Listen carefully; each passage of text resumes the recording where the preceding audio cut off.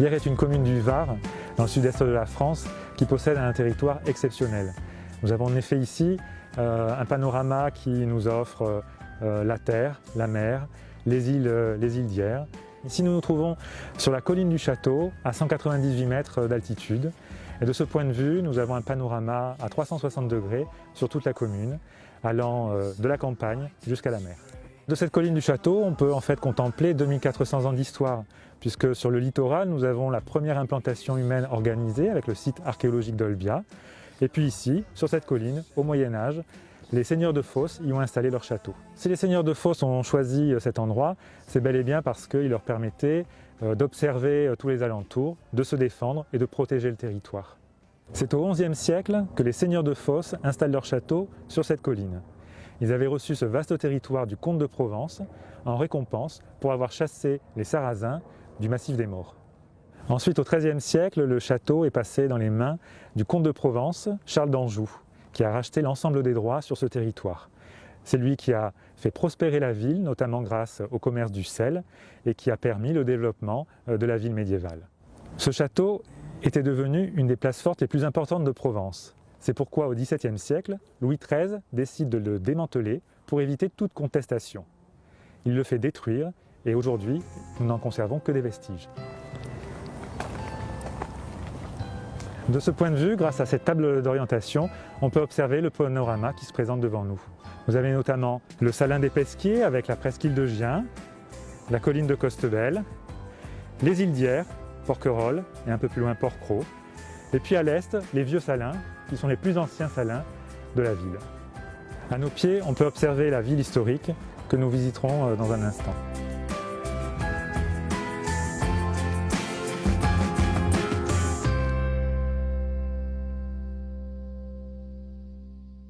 Grâce aux fouilles archéologiques que la commune a menées de 2014 à 2017, nous connaissons mieux ce château installé par les seigneurs de Fos. Par exemple, lors d'une de ces fouilles, nous avons découvert la tour maîtresse. Il n'en reste que le soubassement, avec ce mur long de 8 mètres de long, large de 1,50 m, qui témoigne de la puissance de ce bâtiment. Il devait sans doute à l'époque s'élever à 16 ou 20 mètres de hauteur. Par cet escalier couvert, nous parcourons l'enceinte du château en passant au-dessus d'une porte fortifiée et nous rejoignons à présent les remparts de la ville.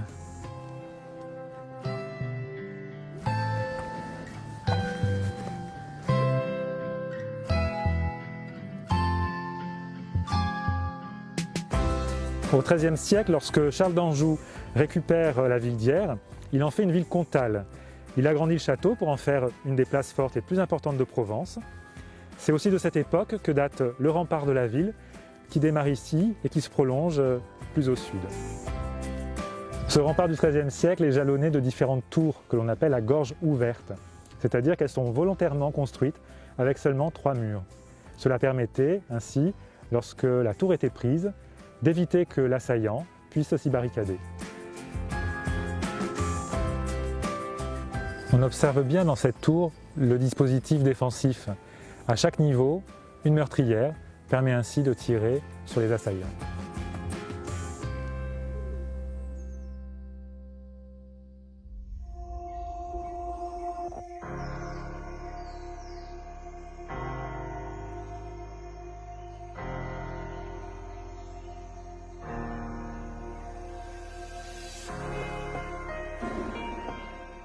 Juste en contrebas du château se trouve la Villa Noailles, devant laquelle nous nous trouvons. C'est une villa qui a été construite en 1923 à la demande de Charles et Marie-Laure de Noailles.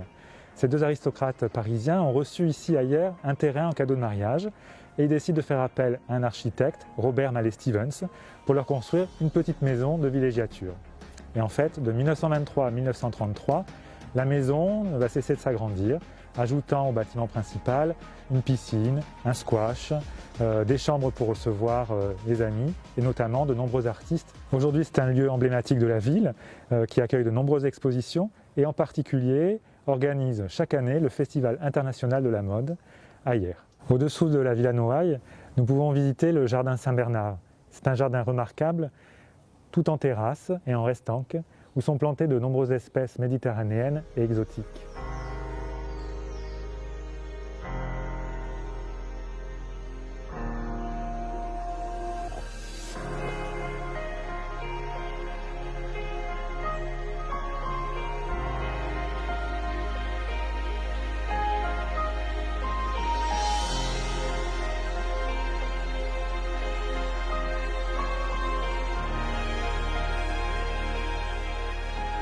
Nous avons connaissance de l'existence de l'église Saint-Paul depuis le XIIe siècle.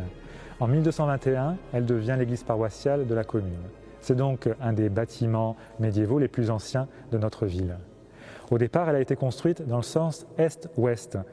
C'est ce qui constitue aujourd'hui le vestibule qui se trouve derrière moi et où sont installés les ex-voto. Et puis au XVIe siècle, l'église Saint-Paul devient collégiale Saint-Paul. À ce moment-là, on l'agrandit dans le sens nord-sud.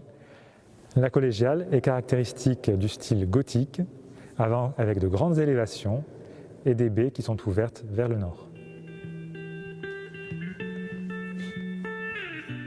Une des curiosités de cette collégiale, c'est qu'elle est adossée au rempart médiéval.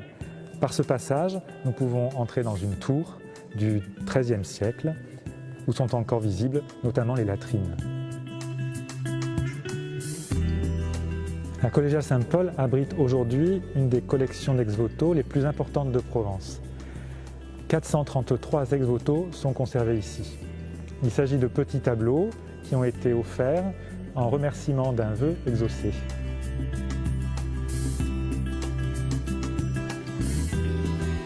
La plupart de ces ex-voto proviennent de la chapelle de Notre-Dame de Consolation sur la colline de Costebelle, détruite en 1944 lors du débarquement de Provence. Les ex-voto ont été, après la Seconde Guerre mondiale, installés ici, à la collégiale Saint-Paul. Pendant des décennies, elles étaient accrochées de manière aléatoire sur les différents murs de ce vestibule. Et en 2019, ils ont été raccrochés sur un seul mur, dans la scénographie que vous voyez derrière moi.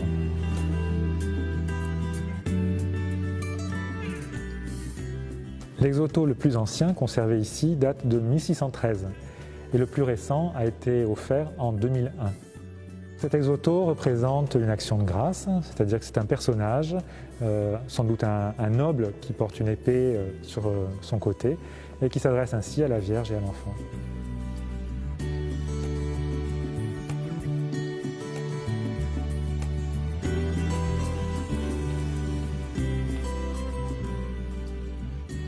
Cet autre ex-voto témoigne de la guérison de Fortuné Petit en 1871. Et ce qui est intéressant, c'est de voir la présence du médecin aux côtés d'une famille modeste qui est venue s'enquérir de la santé du patient. Ce qui est intéressant dans ces ex-voto, pour la plupart d'entre eux, c'est qu'ils dépeignent des scènes de la vie quotidienne. En effet, beaucoup ont été offerts en remerciement de guérison, de maladies, ou bien à la suite d'accidents de voiture ou de charrette. Et donc on peut observer ainsi toute la vie d'une communauté ailleurs, depuis le XVIIe siècle jusqu'à nos jours.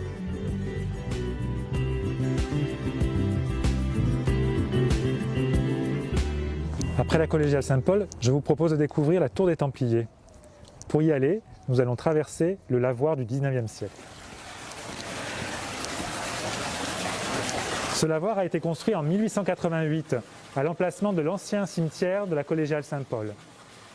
À cette époque, au XIXe siècle, c'est un vrai luxe d'avoir ainsi un lavoir auprès duquel les femmes peuvent laver leur linge debout et surtout abriter des intempéries.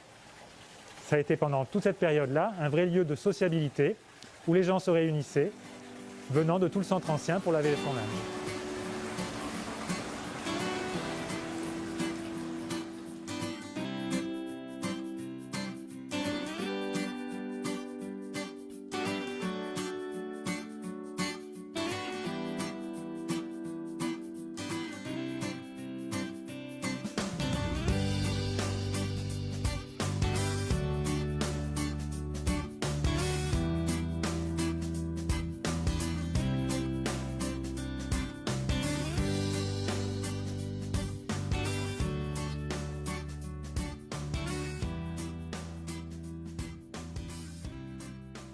Nous sommes à présent sur la terrasse de la tour des Templiers, en plein cœur du centre historique.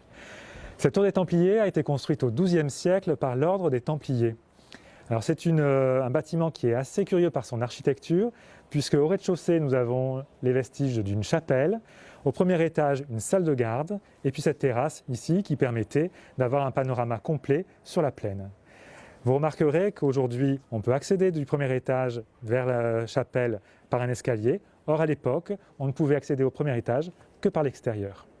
Cette tour des Templiers a eu de nombreuses vocations après la confiscation des biens des Templiers. Elle a été à la fois une halle de marché, puis a été mairie jusqu'en 1913. Et puis aujourd'hui, c'est un lieu municipal qui sert à présenter plusieurs expositions par an.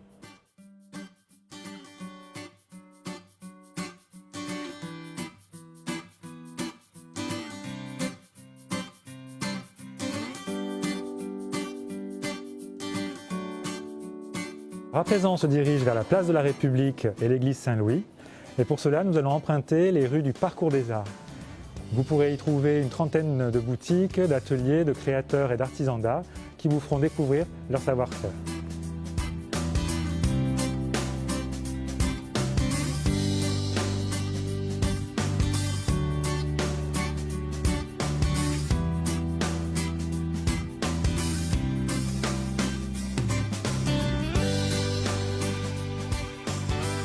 La place de la République constitue vraiment l'articulation entre le centre ancien et le centre-ville du XIXe siècle. Elle a beaucoup évolué depuis le Moyen-Âge, puisqu'elle existait déjà à cette époque-là, comme en témoigne l'église Saint-Louis qui est derrière moi. C'est une église qui a été bâtie au XIIIe siècle par les moines franciscains et qui a traversé les âges jusqu'à nous. Elle est aujourd'hui encore l'église paroissiale de la ville et elle est remarquable notamment par la sobriété de sa façade et de son plan. Pour terminer notre parcours dans le centre ancien d'Hyères, nous arrivons à la porte Massillon. Elle était appelée autrefois porte des Salines puisqu'elle menait directement au vieux Salins situé à l'est de la commune. C'est une porte qui a été construite dans le rempart du XIVe siècle, le dernier à englober la ville médiévale. Elle est remarquable par son élévation et par son arc brisé.